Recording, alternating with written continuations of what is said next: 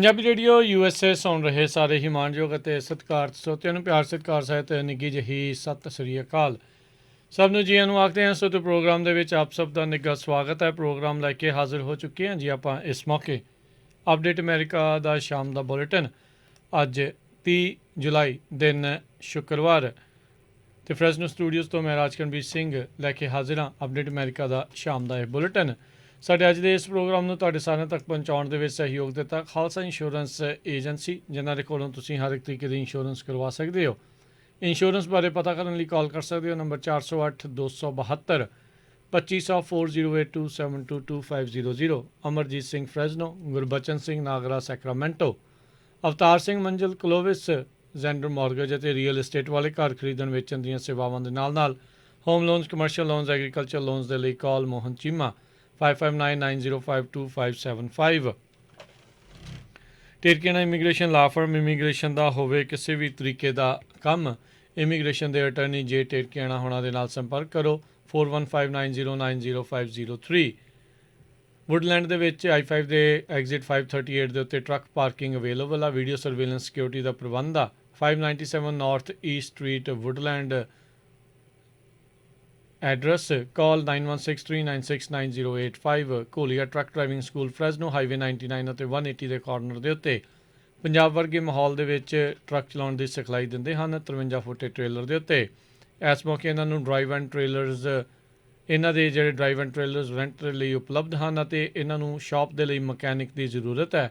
ਕਾਲ 5592663737 559 266 ਇਹਨਾਂ ਸਾਰਿਆਂ ਦਾ ਧੰਨਵਾਦ। ਜੇਕਰ ਤੁਸੀਂ ਜਾਂ ਕੋਈ ਹੋਰ ਕਾਰੋਬਾਰ ਇਸ ਪ੍ਰੋਗਰਾਮ ਨੂੰ ਸਪਾਂਸਰ ਕਰਨਾ ਚਾਹੁੰਦੇ ਹੋ, ਸੰਪਰਕ ਕਰ ਸਕਦੇ ਹੋ ਨੰਬਰ 408 722 7698 ਦੇ ਉੱਤੇ। ਗੱਲਬਾਤ ਦਾ ਸਿਲਸਿਲਾ ਜਿਹੜਾ ਜੀ ਸ਼ੁਰੂ ਕਰਦੇ ਜਾਈਏ। ਕੋਵਿਡ-19 ਦੇ ਨਾਲ ਹੀ ਸੰਬੰਧਿਤ ਜਿਹੜੀਆਂ ਕੁਝ ਖਬਰਾਂ ਦੇ ਵਿੱਚੋਂ ਵਾਲਮਾਰਟ ਨੇ ਆਪਣੇ ਜਿਹੜੇ ਕਾਰਪੋਰੇਟ ਸਟਾਫ ਅਤੇ ਮੈਨੇਜਰਸ ਨੂੰ ਇਹ ਇਤਲਾਹ ਦੇ ਦਿੱਤੀ ਆ ਵੀ ਕਹਿੰਦੇ ਅਕਤੂਬਰ ਤੱਕ ਤੁਹਾਨੂੰ ਸਾਰਿਆਂ ਨੂੰ ਕੋਵਿਡ-19 ਦੀ ਜਿਹੜੀ ਵੈਕਸੀਨ ਆ ਉਹ ਲਗਵਾਉਣੀ ਪਵੇਗੀ 4 ਅਕਤੂਬਰ ਤਾਈਂ। CEO ਡਗ ਮੈਕਮਿਲਨ ਉਹਨਾਂ ਨੇ ਜਿਹੜਾ ਉਹ ਦੱਸਿਆ ਵੀ ਜਿਹੜੀ ਕੰਪਨੀ ਆ ਉਹ ਕੋਵਿਡ-19 ਦੀ ਜਿਹੜੀ ਸਥਿਤੀ ਆ ਉਸ ਦੇ ਉੱਤੇ ਨਜ਼ਰ ਜਿਹੜੀ ਉਹ ਰੱਖੇਗੀ ਅਤੇ ਜੇ ਹੈਲਥ ਕ੍ਰਾਈਸਿਸ ਵਿਗੜਦਾ ਆ ਜਾਂ ਸੁਧਾਰ ਆਉਂਦਾ ਆ ਉਸ ਦੇ ਮੁਤਾਬਕ ਇਹ ਜਿਹੜੇ ਆ ਫੈਸਲਿਆਂ ਦੇ ਵਿੱਚ ਤਬਦੀਲੀਆਂ ਜਿਹੜੀਆਂ ਉਹ ਆਉਂਦੀਆਂ ਜਾਣਗੀਆਂ। ਵਾਲਮਾਰਟ ਇਹ ਸੋਚ ਰਿਹਾ ਹੈਗਾ ਆ ਵੀ ਲੇਬਰ ਡੇ ਤੋਂ ਬਾਅਦ ਦੇ ਵਿੱਚ ਜਿਹੜੇ ਹੈੱਡਕੁਆਰਟਰਸ ਦੀ ਸਟਾਫਿੰਗ ਆ ਉਹ ਆਲਮੋਸਟ ਪ੍ਰੀ ਪੈਂਡੈਮਿਕ ਜਿੱਦਾਂ ਸ਼ੁਰੂ ਹੋਇਆ ਸੀ ਉਸ ਤੋਂ ਪਹਿਲੇ ਦੇ ਲੈਵਲ ਦੇ ਉੱਤੇ ਜਲਦ ਹੀ ਜਿਹੜੀ ਉਹ ਪਹੁੰਚ ਜਾਵੇਗੀ। ਪਰ 4 ਅਕਤੂਬਰ ਤੱਕ ਸਾਰੇ ਹੀ ਮੈਨੇਜਰਸ ਅਤੇ ਜਿਹੜੇ ਕਾਰਪੋਰੇਟ ਸਟਾਫ ਆ ਉਹਨਾਂ ਨੂੰ ਵੈਕਸੀਨ ਲਵਾਉਣ ਦੇ ਲਈ ਉਹਨਾਂ ਨੇ ਇਤਲਾਹ ਜਿਹੜੀ ਉਹ ਹੁਣ ਦੇ ਦਿੱਤੀ ਹੈਗੀ ਆ। ਸੋ ਉੱਧਰ CDC ਦੀਆਂ ਜਿਹੜੀਆਂ ਕੁਝ ਸਟੱਡੀਜ਼ ਜਿਹੜੀਆਂ ਉਹ ਸਾਹਮਣੇ ਆਈਆਂ ਆ ਉਹ ਦੱਸ ਰਹੀਆਂ ਵੀ ਕਹਿੰਦੇ ਵੀ 3/4 ਜਿਹੜੇ 75% ਲੋਕ ਜਿਹੜੇ ਮੈਸੇਚਿਊਸਟ ਦੇ ਵਿੱਚ ਕੋਵਿਡ-19 ਦੇ ਆਊਟਬ੍ਰੇਕ ਤੋਂ ਜਿਹੜੇ ਪ੍ਰਭਾਵਿਤ ਹੋਏ ਸੀਗੇ ਉਹਨਾਂ ਦੇ ਵਿੱਚੋਂ ਜਿਹੜੇ ਵੈਕਸੀਨੇਟਡ ਸੀਗੇ, ਪਰ ਉਹਨਾਂ ਦੇ ਵਿੱਚੋਂ ਬਹੁਤ ਘੱਟ ਜਿਹੇ ਲੋਕ ਸੀ ਜਿਨ੍ਹਾਂ ਨੂੰ ਹਸਪਤਾਲ ਦੇ ਵਿੱਚ ਦਾਖਲ ਹੋਣਾ ਪਿਆ ਸੀਗਾ। ਇਹ CDC ਦੀ ਅੱਜ ਇੱਕ ਜਿਹੜੀ ਆ ਉਹ ਸਟੱਡੀ ਆਈ ਆ। ਸੋ ਵੈਕਸੀਨ ਲਗਵਾਉਣ ਦੇ ਨਾਲ ਤੁਹਾਡੇ ਜਿਹੜਾ ਮੁੜ ਕੇ ਗੰਭੀਰ ਰੂਪ ਦੇ ਵਿੱਚ ਬਿਮਾਰ ਹੋਣ ਤੋਂ ਬਚਾਅ ਦੀ ਜਿਹੜੀ ਇਹ ਸਟੱਡੀ ਆ ਉਹ ਇੱਕ ਹਿਸਾਬ ਦੇ ਨਾਲ ਉਸ ਗੱਲ ਨੂੰ ਪ੍ਰਮਾਣਿਤ ਜਿਹੜੀ ਉਹ ਕਰਦੀ ਹੈਗੀ ਆ। ਸੋ ਇਸ ਟਾਈਮ ਜੋ ਬਾਈਡਨ ਪ੍ਰਸ਼ਾਸਨ ਦੇ ਸਾਹਮਣੇ ਇੱਕ ਬਹੁਤ ਵੱਡੀ ਚੁਣੌਤੀ ਹੈਗੀ ਆ ਵੀ ਕਿਸ ਤਰੀਕੇ ਦੇ ਨਾਲ ਕੋਵਿਡ-19 ਦੀਆਂ ਵੈਕਸੀਨਸ ਦੇ ਪ੍ਰਤੀ ਲੋਕਾਂ ਦੇ ਵਿੱਚ ਜਾਗਰੂਕਤਾ ਅਤੇ ਉਤਸ਼ਾਹ ਵਧਾਇਆ ਜਾਵੇ ਤਾਂ ਜੋ ਵੱਧ ਤੋਂ ਵੱਧ ਲੋਕ ਆ ਉਸ ਨੂੰ ਵੈਕਸੀਨ ਨੂੰ ਲਗਵਾ ਸਕਣ। ਪਰ ਇਸ ਟਾਈਮ ਅਮਰੀਕਾ ਦੇ ਵਿੱਚ ਇੱਕ ਬਹੁਤ ਵੱਡੀ ਜਿਹੜੀ ਸਮੱਸਿਆ ਦੇ ਵਜੋਂ ਕੋਵਿਡ-19 ਵੈਕਸੀਨ ਹੈਜ਼ੀਟੈਂਸੀ ਜਿਹੜੀ ਆ ਉਹ ਸਾਹਮਣੇ ਆ ਰਹੀ ਆ। ਉੱਧਰ ਅੱਜ ਕਾਂਗਰਸ ਦੇ ਵਿੱਚ ਜਿਹੜਾ ਮੋਰੀਟੋਰੀਅਮ ਅਵਿਕਸ਼ਨਸ ਦੇ ਉੱਤੇ ਲੱਗਾ ਸੀਗਾ ਉਸ ਨੂੰ ਵਧਾਉਣ ਨੂੰ ਲੈ ਕੇ ਗੱਲਬਾਤ ਕਿਸੇ ਵੀ ਸਿਰ ਮੱਥੇ ਜਿਹੜੀ ਆ ਉਹ ਨਹੀਂ ਲੱਗੀ। ਖਬਰਾਂ ਜਿਹੜੀਆਂ ਰਿਪੋਰਟਸ ਆ ਇਹ ਦੱਸ ਰਹੀਆਂ ਆ ਨੈਂਸੀ ਪਲੋਸੀ ਅਤੇ ਮੈਕਸੀਨ ਵਾਟਰਸ ਇਹਨਾਂ ਦੋਨਾਂ ਦੇ ਦਰਮਿਆਨ ਹੀ ਕੁਛ ਜਿਹੜੀ ਆ ਆਪਸ ਦੇ ਵਿੱਚ ਅਣਬਣ ਦੇ ਚੱਲਦਿਆਂ ਜਿਹੜਾ ਆ ਇਸ ਦੇ ਉੱਤੇ ਕੋਈ ਸਮਝੌਤਾ ਆ ਉਹ ਨਹੀਂ ਹੋ ਸਕਿਆ ਅਤੇ ਹੁਣ ਕੁਛ ਹਫ਼ਤਿਆਂ ਦੇ ਲਈ ਜਿਹੜਾ ਆ ਇਹ ਗੱਲ ਜਿਹੜੀ ਬਿਲਕੁਲ ਵਿੱਚ ਵਿਚਾਲੇ ਜਿਹੜੀ ਟੰਗੀ ਰਹੂਗੀ ਕਿਉਂਕਿ ਕਾਂਗਰਸ ਅੱਜ ਛੁੱਟੀ ਦੇ ਉੱਤੇ ਜਿਹੜੀ ਉਹ ਚਲੀ ਗਈ ਆ ਅਤੇ ਬੇਸਿਕਲੀ ਅੱਜ ਜਿਹੜਾ ਇੱਕ ਅਖੀਰਲਾ ਦਿਨ ਸੀਗਾ ਇਵੈਕਸ਼ਨ ਫੈਡਰਲ ਲੈਵਲ ਦੇ ਉੱਤੇ ਜਿਹੜੀ ਲਾਈ ਇਵੈਕਸ਼ਨ ਮੋਰੀਟੋਰੀਅਮ ਦੇ ਖਤਮ ਹੋਣ ਦਾ। ਸੋ ਮਿਲੀਅਨਸ ਆਫ ਲੋਕ ਇਸ ਟਾਈਮ ਇਵੈਕਸ਼ਨਸ ਦੇ ਘੇਰੇ ਦੇ ਵਿੱਚ ਉਹ ਆ ਸਕਦੇ ਆ। ਲਾਸਟ ਮਿੰਟ ਜਿਹੜੀ ਐਫਰਟ ਕੀਤੀ ਗਈ ਸੀ ਉਹ ਕਿਸੇ ਵੀ ਤਣ ਪੱਤਣ ਜਿਹੜੀ ਆ ਉਹ ਨਹੀਂ ਲੱਗੀ ਜਿਸ ਨੂੰ ਆਖਿਆ ਜਾਂਦਾ 11th ਆਵਰ ਬਿਡ।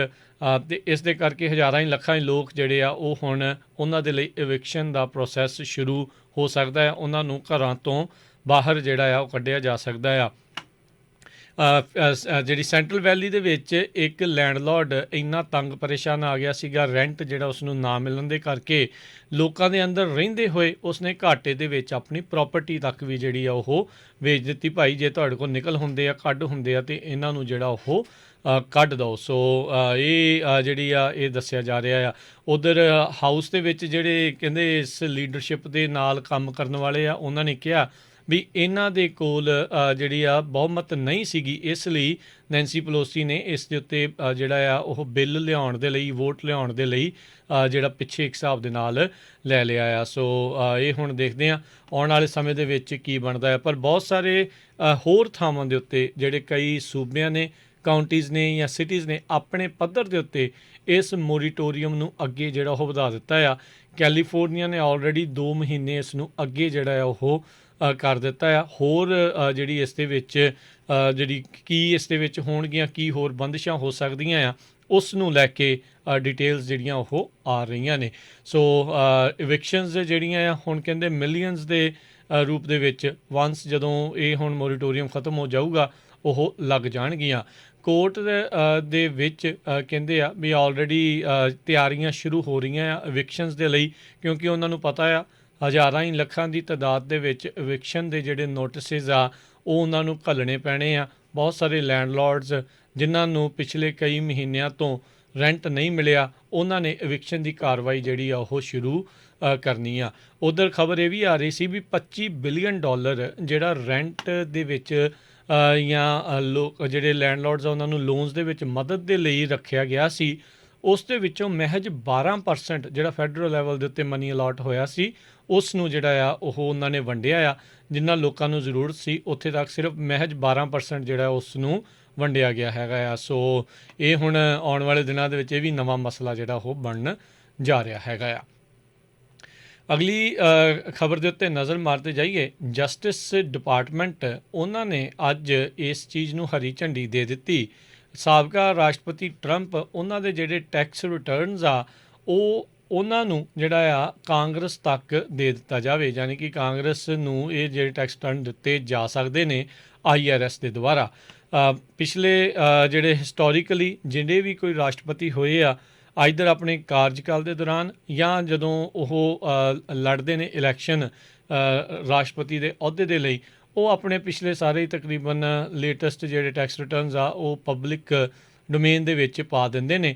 ਪਰ ਟਰੰਪ ਹੋਣਾ ਨੇ ਇਲੈਕਸ਼ਨ ਤੋਂ ਪਹਿਲਾਂ ਵੀ ਅਤੇ ਦੌਰਾਨ ਜਦੋਂ ਉਹ ਰਾਸ਼ਟਰਪਤੀ ਰਹੇ ਆ ਉਹਨਾਂ ਨੇ ਆਪਣੇ ਜਿਹੜੇ ਟੈਕਸ ਰਿਟਰਨ ਆ ਉਹ ਨਹੀਂ ਦਿਖਾਏ ਸੀਗੇ। ਪਿਛਲੇ ਸਾਲ ਸੁਪਰੀਮ ਕੋਰਟ ਨੇ ਇਹ ਫੈਸਲਾ ਸੁਣਾਇਆ ਸੀਗਾ ਵੀ ਟਰੰਪ ਹੋਣਾ ਦੇ ਜਿਹੜੇ ਟੈਕਸ ਰਿਟਰਨਸ ਅਤੇ ਹੋਰ ਜਿਹੜੇ ਆਰਥਿਕ ਰੈਕਡ ਹੈਗੇ ਆ ਉਹਨਾਂ ਨੂੰ ਜਿਹੜਾ ਆ ਮੈਨਹੈਟਨ ਦੇ ਡਿਸਟ੍ਰਿਕਟ ਅਟਾਰਨੀ ਸਾਇਰਸ ਵੈਂਸ ਜੂਨੀਅਰ ਜਿਹੜੀ ਇੱਕ ਕ੍ਰਿਮੀਨਲ ਪ੍ਰੋਬ ਕਰ ਰਹੇ ਸੀਗੇ ਟਰੰਪ ਆਰਗੇਨਾਈਜੇਸ਼ਨ ਦੇ ਉੱਤੇ, ਉਹਨਾਂ ਨੂੰ ਜਿਹੜੇ ਉਹ ਦਿੱਤੇ ਜਾ ਸਕਦੇ ਆ। ਅਤੇ ਹੁਣ ਅੱਜ ਡਿਪਾਰਟਮੈਂਟ ਆਫ ਜਸਟਿਸ ਦੇ ਆਫਿਸ ਆਫ ਲੀਗਲ ਕਾਂਗਰਸ ਆ ਉਹਨਾਂ ਨੇ ਇਹ ਐਲਾਨ ਕੀਤਾ ਵੀ ਕਾਂਗਰਸ ਨੂੰ ਜਿਹੜਾ ਆ ਇਹ ਟੈਕਸ ਰਿਟਰਨਸ ਟਰੰਪ ਹੋਣਾ ਦੇ ਦੇਣ ਦੇ ਜਿਹੜੀ ਉਹਨਾਂ ਨੇ ਮੰਗ ਕੀਤੀ ਆ ਉਹ ਠੀਕ ਹੈਗੀ ਆ, ਲੈਜਿਟੀਮੇਟ ਹੈਗੀ ਆ। ਸੋ ਇਸ ਲਈ ਉਹਨਾਂ ਨੂੰ ਉਹ ਦਿੱਤੇ ਜਾ ਸਕਦੇ ਆ। ਸੋ ਕਹਿੰਦੇ ਵੀ ਇਸ ਦੇ ਉੱਤੇ ਸਟੈਚੂ ਜਿਹੜਾ ਆ ਅਨਐਂਬੀਗੀਅਸ ਹੈਗਾ ਆ। ਅਪੋਨ ਰਿਟਨ ਰਿਕੁਐਸਟ ਜਿਹੜਾ ਆ ਕਹਿੰਦੇ ਵੀ ਇਹ ਇਸ ਤਰੀਕੇ ਦੇ ਨਾਲ ਕਾਂਗਰੈਸ਼ਨਲ ਟੈਕਸ ਕਮੇਟੀਜ਼ ਨੂੰ ਇਹ ਫੜਾਏ ਜਾ ਸਕਦੇ ਆ। ਸੋ ਆਲਰੇਡੀ ਪਿਛਲੇ ਲੰਮੇ ਸਮੇਂ ਤੋਂ ਟਰੰਪ ਹੁਣੀ ਇਸ ਨਾਲ ਨੂੰ ਜਿਹੜਾ ਗੁਪਤ ਰੱਖਣ ਦੇ ਲਈ ਜਿਹੜਾ ਕਹਿ ਲਓ ਵੀ ਜ਼ੋਰ ਆ ਉਹਨਾਂ ਦਾ ਲੱਗ ਰਿਹਾ ਹੈਗਾ ਆ। ਅਗਲੀ ਜਿਹੜੀ ਆ ਗੱਲ ਕਰਦੇ ਜਾਈਏ, ਨੈਂਸੀ ਪਲੋਸੀ ਨੇ ਇੱਕ ਵਾਰੀ ਫੇਰ ਇਹ ਗੱਲ ਆਖੀ ਆ ਵੀ ਕਹਿੰਦੇ ਵੀ ਜਿਹੜਾ ਮੈਸਿਵ ਸਪੈਂਡਿੰਗ ਬਿੱਲ ਜਿਹੜਾ $3.5 ਟ੍ਰਿਲੀਅਨ ਦਾ ਰੀਕਨਸੀਲੀਏਸ਼ਨ ਬਿੱਲ ਹੈਗਾ ਆ ਉਸ ਦੇ ਵਿੱਚ ਉਹਨਾਂ ਨੇ ਮੰਗ ਉਠਾਈ ਆ ਵੀ ਇਮੀਗ੍ਰੇਸ਼ਨ ਦਾ ਮੁੱਦਾ ਵੀ ਨਾਲ ਇਨਕਲੂਡ ਕਰਨਾ ਚਾਹੀਦਾ ਆ ਡੈਮੋਕ੍ਰੇਟਸ ਨੂੰ। ਡੈਮੋਕ੍ਰੇਟਸ ਇਸ ਚੀਜ਼ ਦੇ ਉੱਤੇ ਹੁਣ ਪੁਸ਼ ਕਰ ਰਹੇ ਆ ਵੀ ਜਿਹੜਾ ਪਾਥਵੇ ਟੂ ਸਿਟੀਜ਼ਨਸ਼ਿਪ ਆ, ਜਿਨ੍ਹਾਂ ਨੂੰ ਡਰੀਮਰ ਇਮੀਗਰੈਂਟਸ ਵੀ ਆਖਿਆ ਜਾਂਦਾ ਆ, ਉਹਨਾਂ ਨੂੰ ਤੇ ਜਿਹੜੇ ਟੈਂਪਰੇਰੀ ਪ੍ਰੋਟੈਕਟਿਡ ਸਟੇਟਸ ਹੋਲਡਰਸ ਆ, ਜਿਨ੍ਹਾਂ TPS ਵਾਲੇ ਆ, ਉਹਨਾਂ ਨੂੰ ਵੀ ਜਿਹੜਾ ਉਹ ਦਿੱਤੇ ਜਾ ਸਕਦੇ ਆ। ਨਾਲ ਹੀ ਅਸੈਂਸ਼ੀਅਲ ਵਰਕਰਸ ਤੇ ਫਾਰਮ ਵਰਕਰਸ, ਉਹਨਾਂ ਨੂੰ ਵੀ। ਇਹ ਉਹਨਾਂ ਨੇ ਇੱਕ ਵਾਰੀ ਫਿਰ ਮੰਗ ਜਿਹੜੀ ਉਹ ਹੁਣ ਉਠਾਈ ਹੈਗੀ ਆ। ਰੀਕਨਸੀਲੀਏਸ਼ਨ ਬਿੱਲ ਦੇ ਵਿੱਚ ਇਸ ਨੂੰ ਨਾਲ ਜੋੜਨ ਦਾ ਮਕਸਦ ਇਹਨਾਂ ਦਾ ਇਹੀ ਆ ਵੀ ਰੀਕਨਸੀਲੀਏਸ਼ਨ ਦੇ ਪ੍ਰੋਸੈਸ ਦੇ ਤਹਿਤ ਸੈਨੇਟ ਦੇ ਵਿੱਚ ਇਸ ਬਿੱਲ ਨੂੰ ਪਾਸ ਕਰਾਉਣ ਦੇ ਲਈ ਸਿੰਪਲ ਮੈਜੋਰਟੀ ਦੀ ਜ਼ਰੂਰਤ ਰਹਿੰਦੀ ਆ, ਜਿਹੜੀ 60 ਸੈਨੇਟਰਸ ਦੇ ਵੋਟਾਂ ਦੀ ਜ਼ਰੂਰਤ ਨਹੀਂ ਰਹੇਗੀ। ਸੋ ਇਹ ਚਾਹੁੰਦੇ ਆ, ਖਾਸ ਕਰਕੇ ਜਿਹੜੇ ਬਾਈਡਨ ਹੋਣੀ ਆ ਖੁਦ, ਅਤੇ ਜਿਹੜੇ ਡੈਮੋਕ੍ਰੇਟਸ ਉਹ ਚਾਹੁੰਦੇ ਆ ਵੀ ਆਪਣੇ ਏਜੰਡੇ ਨੂੰ ਕਿਸੇ ਨਾ ਕਿਸੇ ਜ਼ਰੀਏ ਉਹ ਪਾਸ ਕੀਤਾ ਜਾ ਸਕੇ, ਕਿਉਂਕਿ ਰਿਪਬਲਿਕਨਸ ਨੇ ਆਲਰੇਡੀ ਕਿਹਾ ਵੀ ਅਜਿਹੇ ਕਿਸੇ ਵੀ ਬਿੱਲ ਦੇ ਉੱਤੇ ਉਹ ਇਹਨਾਂ ਨੂੰ ਸਾਥ ਨਹੀਂ ਦੇਣਗੇ। ਆਲਦੋ ਇੱਕ ਇਨਫਰਾਸਟਰਕਚਰ ਦਾ ਜਿਹੜਾ ਬਿੱਲ ਹੈਗਾ ਆ ਢਾਂਚੇ ਨੂੰ ਲੈ ਕੇ, ਉਸ ਦੇ ਲਈ ਜਿਹੜੀ ਹਰੀ ਝੰਡੀ ਹੈ, ਜਿਹੜੇ 22 ਰਿਪਬਲਿਕਨਸ ਅਤੇ ਡੈਮੋਕ੍ਰੇਟਸ ਦੀ ਇੱਕ ਜਿਹੜਾ ਗਰੁੱਪ ਬਣਿਆ ਆ, ਉਸ ਦੇ ਵਿੱਚ ਉਹਨਾਂ ਨੂੰ ਸਮਰਥਨ ਪ੍ਰਾਪਤ ਹੋਇਆ ਹੈਗਾ ਆ। ਸੋ ਇਹ ਇੱਕ ਕਾਫੀ ਵੱਡਾ ਮਸਲਾ ਜਿਹੜਾ ਬਣਦਾ ਚੱਲਦਾ ਆ ਰਿਹਾ ਆ। ਇਲੈਕਸ਼ਨ ਤੋਂ ਪਹਿਲਾਂ ਵੀ ਇਸ ਦੇ ਉੱਤੇ ਜਿਹੜੇ ਬਾਈਡਨ ਹੋਣਾ ਨੇ ਅਤੇ ਹੋਰ ਜਿਹੜੇ ਡੈਮੋਕ੍ਰੇਟਸ ਆ, ਉਹਨਾਂ ਨੇ ਕਾਫੀ ਆਖਿਆ ਸੀਗਾ ਵੀ ਅਸੀਂ ਇਹਨਾਂ ਦੇ ਲਈ ਰਸਤਾ ਆ ਉਹ ਬਣਾਵਾਂਗੇ। ਸੋ ਹੁਣ ਨੈਂਸੀ ਪਲੋਸੀ ਇਸ ਚੀਜ਼ ਵੱਲ ਨੂੰ ਜਿਹੜਾ ਉਹ ਪੁਸ਼ ਕਰ ਰਹੀ ਹੈਗੀ ਆ। ਬੀਤੇ ਦਿਨਾਂ ਦੇ ਵਿੱਚ ਟੈਕਸਸ ਦੇ ਇੱਕ ਫੈਡਰਲ ਜੱਜ ਆ, ਉਹਨਾਂ ਨੇ ਡਾਕਾ ਦੀਆਂ ਨਵੀਆਂ ਐਪਲੀਕੇਸ਼ਨਸ ਲੈਣ ਦੇ ਉੱਤੇ ਜਿਹੜੀ ਆ ਉਹ ਰੋਕ ਲਗਾ ਦਿੱਤੀ ਸੀ। ਅਗਲੀ ਖਬਰ ਮੈਸੇਚਿਊਸਟ ਬੇ ਟਰਾਂਸਪੋਰਟ ਅਥਾਰਟੀ ਤੋਂ ਆ ਰਹੀ ਆ। ਦੋ ਜਿਹੜੀਆਂ ਟ੍ਰੇਨਾਂ ਆ ਉਹ ਆਪਸ ਦੇ ਵਿੱਚ ਕਹਿੰਦੇ ਆ ਉਹ ਭਿੜ ਗਈਆਂ, ਉੱਥੇ ਦੀ Commonwealth avenue rail line Boston ਦੇ ਵਿੱਚ। ਉੱਥੇ ਕਹਿੰਦੇ ਇਸ ਦੇ ਚੱਲਦਿਆਂ 23 ਲੋਕ ਆ ਜਿਹੜੇ ਉਹ ਜ਼ਖਮੀ ਹੋਏ ਆ, ਜਿਨ੍ਹਾਂ ਨੂੰ ਵੱਖ-ਵੱਖ ਹਸਪਤਾਲਾਂ ਦੇ ਵਿੱਚ ਉਹਨਾਂ ਨੂੰ ਲੱਗੀਆਂ ਸੱਟਾਂ ਦੇ ਲਈ ਜਿਹੜਾ ਇਲਾਜ ਦੇ ਲਈ ਲੈ ਕੇ ਜਾਣਾ ਪਿਆ। ਸ਼ੁਕਰ ਇਸ ਗੱਲ ਦਾ ਰਿਹਾ ਵੀ ਕਿਸੇ ਨੂੰ ਵੀ ਜਿਹੜੀਆਂ ਆ ਉਹ ਲਾਈਫ ਥ੍ਰੈਟਨਿੰਗ ਜਿਹੜਾ ਆ ਉਹ ਇੰਜਰੀਜ਼ ਨਹੀਂ ਸੀਗੀਆਂ, ਜ਼ਿਆਦਾ ਗੰਭੀਰ ਸੱਟਾਂ ਜਿਹੜੀਆਂ ਉਹ ਨਹੀਂ ਆਈਆਂ ਸੀਗੀਆਂ। ਬੋਸਟਨ ਫਾਇਰ ਡਿਪਾਰਟਮੈਂਟ ਜਿਹੜਾ ਉਹਨਾਂ ਨੇ ਇਸ ਦੇ ਬਾਰੇ ਇਤਲਾਹ ਦਿੱਤੀ ਵੀ ਜਿਹੜੀਆਂ ਟਰੋਲੀਜ਼ ਸੀਗੀਆਂ ਉਹ ਆਪਸ ਦੇ ਵਿੱਚ ਜਿਹੜੀਆਂ ਉਹ ਟਕਰਾ ਗਈਆਂ ਸੀਗੀਆਂ, ਜਿੱਥੇ 23 ਪੇਸ਼ੈਂਟਸ ਆ ਉਹਨਾਂ ਨੂੰ ਜਿਹੜੇ ਇਲਾਜ ਜਿਹੜਾ ਆ ਉਹ ਬਾਅਦ ਦੇ ਵਿੱਚ ਘੱਲਣਾ ਪਿਆ ਸੀਗਾ।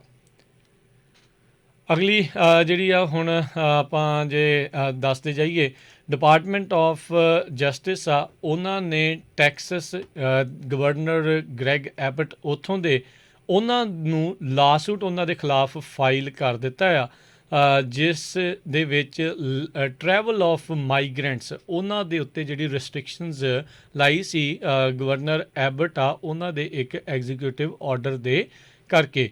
ਜਿਹੜੇ ਗਵਰਨਰ ਐਬਟ ਆ ਉਹਨਾਂ ਨੇ ਇਹ ਬੀਤੇ ਦਿਨਾਂ ਦੇ ਵਿੱਚ ਐਗਜ਼ੀਕਿਊਟਿਵ ਆਰਡਰ ਪਾਸ ਕੀਤਾ ਸੀ ਵੀ ਜਿਹੜਾ ਵੀ ਕੋਈ ਗੈਰ ਕਾਨੂੰਨੀ ਢੰਗ ਦੇ ਨਾਲ ਟੈਕਸਸ ਦੇ ਜ਼ਰੀਏ ਜਿਹੜਾ ਆ ਉਹ ਦਾਖਲ ਹੋ ਰਿਹਾ ਆ, ਉਹਨਾਂ ਨੂੰ ਟੈਕਸਸ ਦੇ ਵਿੱਚ ਟਰੈਸ ਪਾਸਿੰਗ ਕਰਨ ਦੀ ਜਿਹੜੀ ਆ ਇੱਕ ਕਹਿ ਲਓ ਵੀ ਕਾਨੂੰਨ ਤੋੜਨ ਦੀ ਗੱਲ ਨੂੰ ਲੈ ਕੇ ਗ੍ਰਿਫਤਾਰ ਕੀਤਾ ਜਾ ਸਕਦਾ ਆ। ਉਹਨਾਂ ਨੇ ਕਈਆਂ ਨੂੰ ਉੱਥੇ ਗ੍ਰਿਫਤਾਰ ਵੀ ਕੀਤਾ ਸੀਗਾ। ਅੱਜ ਅਟਾਰਨੀ ਜਨਰਲ ਮੈਰਿਕ ਗਾਰਲੈਂਡ ਉਹਨਾਂ ਨੇ ਇਹ ਲਾਸੂਟ ਜਿਹੜਾ ਆ ਉਹ ਦਾਖਲ ਕੀਤਾ ਡਿਪਾਰਟਮੈਂਟ ਆਫ ਜਸਟਿਸ ਦੇ ਦੁਆਰਾ ਟੈਕਸਸ ਅਤੇ ਗ੍ਰੈਗ ਐਬਟ ਉਹਨਾਂ ਦੋਨਾਂ ਦੇ ਖਿਲਾਫ। ਅਤੇ ਉਹਨਾਂ ਨੇ ਕਿਹਾ ਵੀ ਹਰ ਇੱਕ ਤਰੀਕੇ ਦੀਆਂ ਜਿਹੜੀਆਂ ਲੀਗਲ ਰੈਮਡੀਜ਼ ਕਾਨੂੰਨੀ ਤੌਰ ਦੇ ਉੱਤੇ ਜਿਹੜੇ ਵੀ ਇਲਾਜ ਕੀਤੇ ਜਾ ਸਕਦੇ ਇਸ ਨੂੰ ਹਟਾਉਣ ਦੇ ਲਈ ਉਹ ਉਹਨਾਂ ਨੂੰ ਵਰਤਣਗੇ।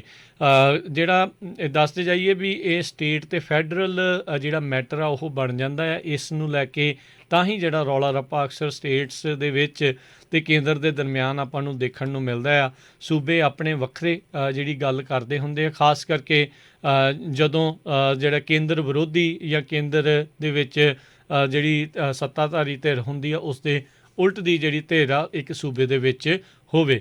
ਸੋ ਇਹ ਹੁਣ ਜਿਹੜਾ ਆ ਉਹ ਸਮੱਸਿਆ ਜਿਹੜੀ ਇਸ ਟਾਈਮ ਬਣੀ ਹੋਈ ਆ ਵੀ ਟੈਕਸਸ ਵਾਲਿਆਂ ਨੇ ਇਹ ਐਗਜ਼ੀਕਿਊਟਿਵ ਆਰਡਰ ਜਾਰੀ ਕੀਤਾ ਸੀਗਾ। ਸੋ ਦੇਖਦੇ ਆਉਣ ਵਾਲੇ ਸਮੇਂ ਦੇ ਵਿੱਚ ਇੱਥੇ ਕੀ ਬਣਦਾ ਆ, ਕਿਉਂਕਿ ਜਿਹੜਾ ਬਾਰਡਰ ਦਾ ਕਿਸੇ ਵੀ ਤਰੀਕੇ ਦਾ ਮਸਲਾ ਆ ਉਹ ਫੈਡਰਲ ਦੇ ਅਧੀਨ ਆਉਂਦਾ ਆ, ਪਰ ਸਟੇਟ ਨੇ ਇਹ ਕਹਿ ਕੇ ਇਹਨਾਂ ਨੂੰ ਗ੍ਰਿਫਤਾਰ ਕਰਨਾ ਸ਼ੁਰੂ ਕੀਤਾ ਸੀਗਾ ਵੀ ਕੋਵਿਡ-19 ਦਾ ਇਹਨਾਂ ਮਾਈਗਰੈਂਟਸ ਦਾ ਅਨਡਾਕੂਮੈਂਟਡ ਮਾਈਗਰੈਂਟਸ ਦੇ ਦੁਆਰਾ ਫੈਲਣ ਦਾ ਜ਼ਿਆਦਾ ਖਤਰਾ ਹੈਗਾ ਆ, ਇਹ ਟਰੈਸ ਪਾਸਿੰਗ ਵੀ ਜਿਹੜੀ ਉਹ ਕਰ ਰਹੇ ਆ, ਇਸ ਲਈ ਅਸੀਂ ਇਹਨਾਂ ਨੂੰ ਗ੍ਰਿਫਤਾਰ ਕਰ ਰਹੇ ਹੈਗੇ ਹਾਂ।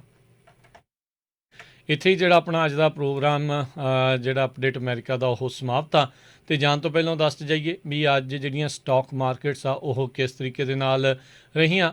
ਵੀਕਐਂਡ ਦੀ ਕਲੋਜ਼ਿੰਗ ਤੋਂ ਪਹਿਲਾਂ ਡਾਓ ਜੋਨਸ ਦੇ ਵਿੱਚ 149 ਪੁਆਇੰਟਾਂ ਦੀ ਗਿਰਾਵਟ ਦਰਜ ਕੀਤੀ ਗਈ।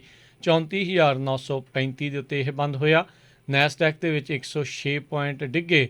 14,673 ਦੇ ਉੱਤੇ ਇਹ ਬੰਦ ਹੋਇਆ। S&P ਦੇ ਵਿੱਚ 4395 ਦੇ ਉੱਤੇ ਇਹ ਬੰਦ ਹੋਇਆ। 24 ਪੁਆਇੰਟਾਂ ਦੀ ਜਿਹੜੀ ਗਿਰਾਵਟ ਆ ਉਸ ਤੋਂ ਬਾਅਦ 'ਚ 10 ਈਅਰ ਯੀਲਡ 1.24% ਰਹੀ। ਸੋਨੇ ਦਾ ਭਾਅ $1,812 ਪ੍ਰਤੀ ਆਉਂਸ ਰਿਹਾ। ਬਿਟਕੋਇਨ ਦੀ ਕੀਮਤ ਪਿਛਲੇ ਦਿਨਾਂ ਦੇ ਵਿੱਚ ਲਗਾਤਾਰ ਵੱਧ ਰਹੀ ਆ। ਅੱਜ 41,928 ਦੇ ਉੱਤੇ ਇਹ ਰਿਹਾ।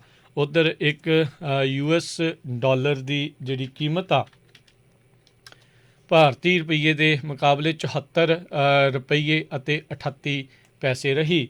ਅਤੇ ਇਸੇ ਤਰੀਕੇ ਦੇ ਨਾਲ ਕੈਨੇਡਾ ਦੇ ਜਿਹੜੇ ਆ ਡਾਲਰ ਦੇ ਮੁਕਾਬਲੇ $1 US ਦਾ ਡਾਲਰ 1.25 ਕੈਨੇਡੀਅਨ ਡਾਲਰ ਦੇ ਬਰਾਬਰ ਰਿਹਾ।